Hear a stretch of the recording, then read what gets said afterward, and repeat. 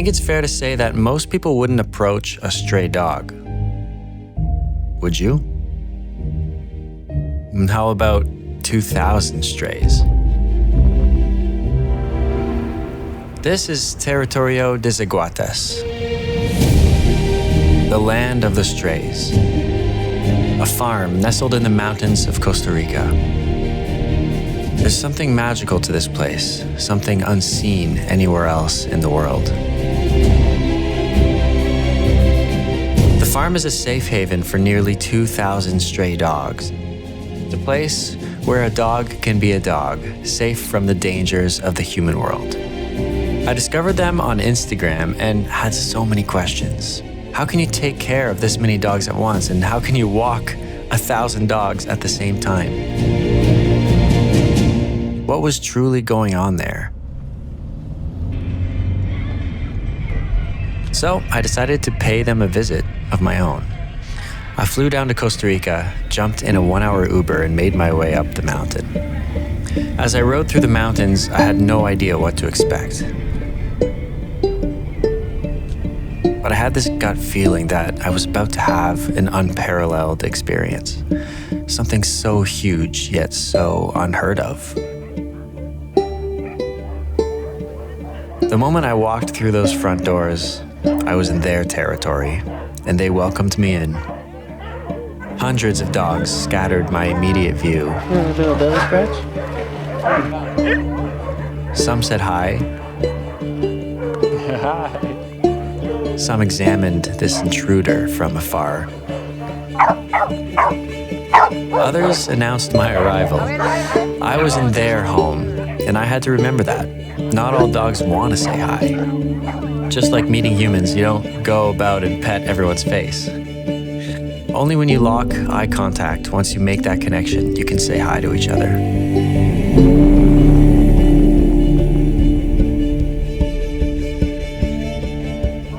They all knew what was about to come. A big, long, 1,000 dog walk. The dogs could choose if they wanted to go on the walk. Of course, many of them were down to go. Some of them stayed behind. Walking alongside all of these dogs was a sight to behold.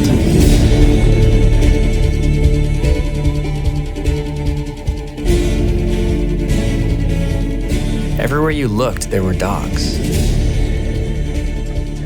There was an exorbitant amount of tails. The barking was really intense, but something you get used to after a bit. Here, they're dogs. They're free to be dogs. They're free to roam as they were so used to on the streets, but safely, where cars or other humans aren't a danger. And you would think that even just one of these dogs would be aggressive towards humans, but this just wasn't the case. The dogs learn from each other quickly and realize that humans are here to help them. Humans are friends. In fact, the humans are just as happy to be around the dogs as the dogs are the humans. During the walk, I had a conversation with Leah, who, with her partner Alvaro, runs the entire farm. Exactly. I deal with all the craziness on the social media and then my work, people in general, and then I come here and everything's worthwhile. In just a few moments with Leah, I realized her purpose was driven by a simple yet undying passion in her to help as many of these beautiful creatures as possible. They're all very cuddly. They're very outgoing. Hi, sweetie. Once you set foot in here, you kind of, all the nastiness from the rest of the week is kind of washed away. It's therapeutic. Absolutely therapeutic. You forget all your... All your problems, they go away. Yep.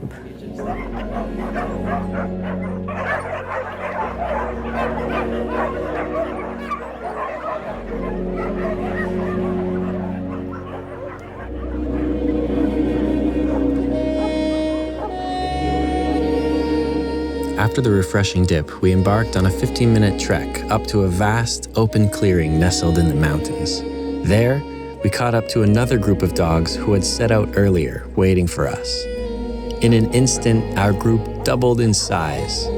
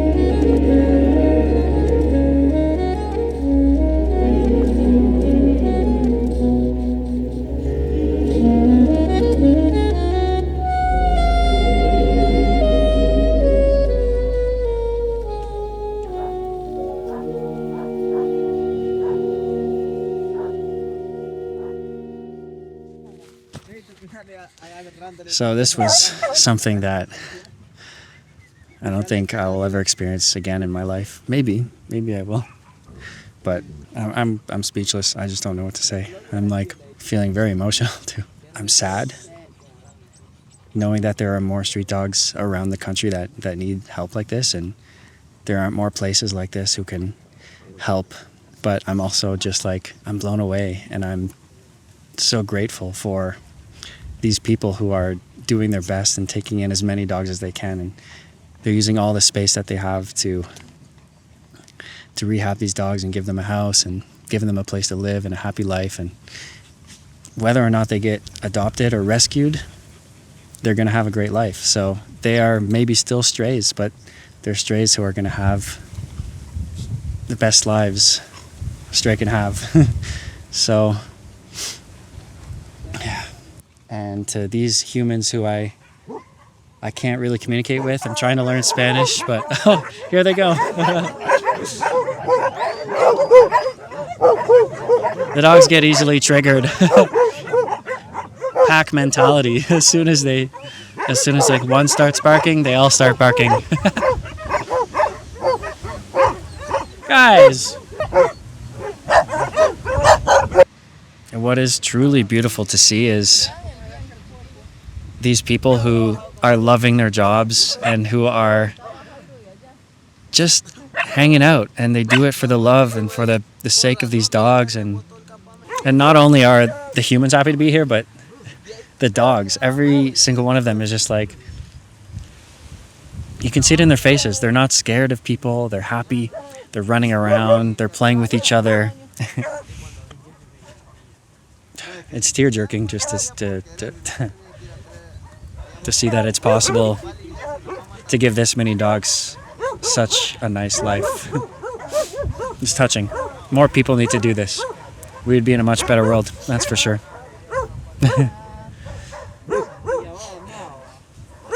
All right, I think they're probably just waiting for me, so they're giving me the... There we go. There we go.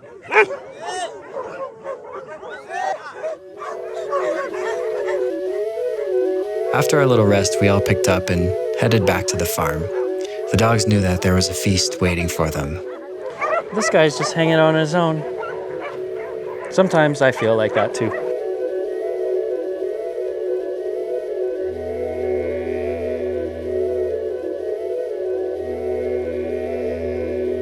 It's incredible.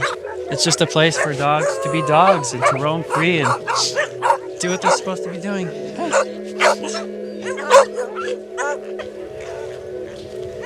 I love it.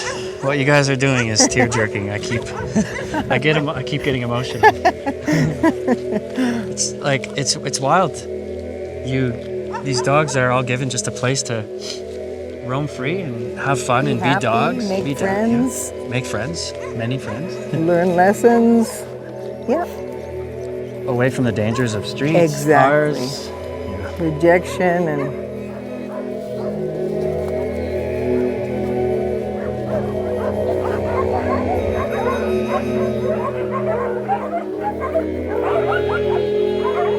Looking good, looking amazing. I like the shirt as well. Amén, sin tilde. Okay, so my first question. Yeah. How come? Why? Where did you wake up one day and be like, I want to help dogs? I never, no, this wasn't my life plan.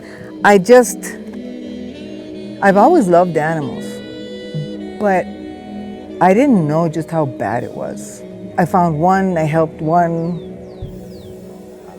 then you try to do it for another animal and you think it's gonna be very easy, and then maybe you have two that are still not adopted, but you know they're wonderful animals, so you're not gonna put them back on the street. And it just becomes, when you really realize the options that dogs have if they're not adopted, it's not fair. It's not fair. I can't be okay with that. What are those options? We don't have municipal pounds, so the dogs that are on the street stay on the street unless somebody decides to help them. So you're taken into a shelter. They're all privately owned. And if he's lucky to be in a no-kill shelter, where there is one here, he's going to be behind bars. No dog wants to do that. And they don't deserve that. And they're not okay in that condition. And if it's not that, then you stay on the streets and you'll eventually die of some illness or you'll get hit by a car. And in the process, in between one and the other, these dogs are going to live through rejection and hunger and fear. And so once you realize that, once you really realize, I just couldn't be okay with it anymore. So I decided I'd keep all the dogs until they'd find homes. But then when you have 80, 90, 100 dogs in your home, it becomes a problem. So it was actually Alberto who said, look, we either stop helping animals or we have to move them somewhere else because we just can't take in it anymore. So that's how we brought them here. And our hopes is that they'll get adopted, but I know a lot of them won't.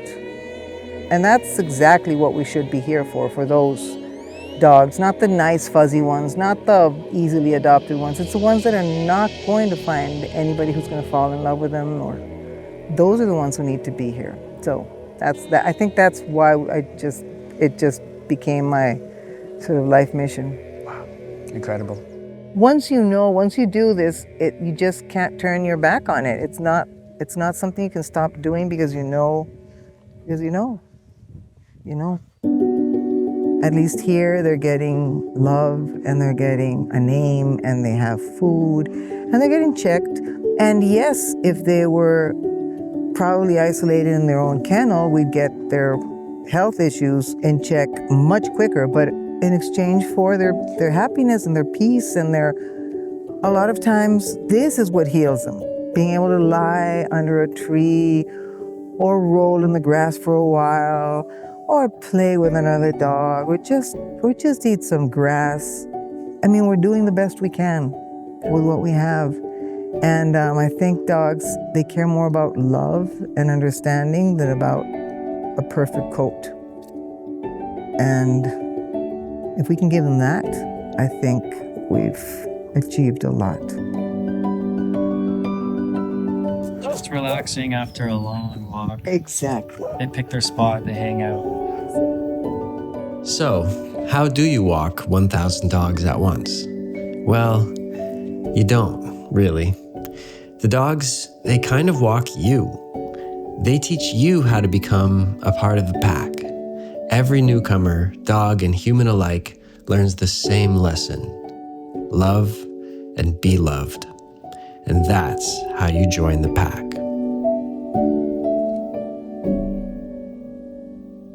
And as for me, I left the farm with a little drool on my lenses and a lot more love than I went in with.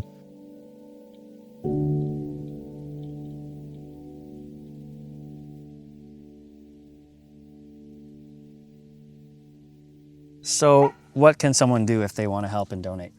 Okay, they can go to our website. I think it's Donate Territorio. I'll put the text. And for the people who think, oh, I can't give you enough, what do you say to that?